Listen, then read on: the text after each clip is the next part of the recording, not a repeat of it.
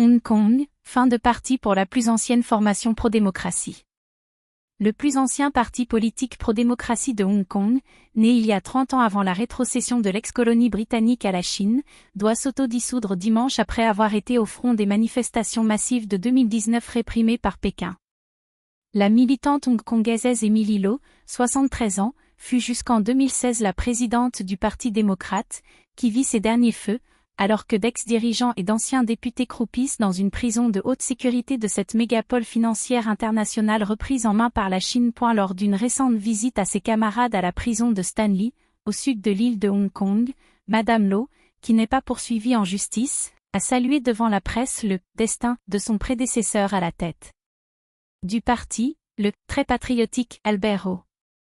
Ce dernier est inculpé d'atteinte à la sécurité nationale et risque de finir sa vie en prison. Devant l'établissement pénitentiaire, Madame Lo a affirmé qu'elle rendait régulièrement visite aux démocrates hongkongais incarcérés pour qu'ils sachent qu'on ne les oublie pas.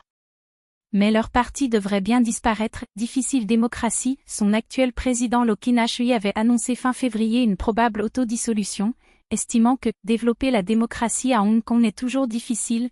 La décision finale doit être soumise dimanche au vote de ses 400 membres et requiert l'approbation de 75 votants.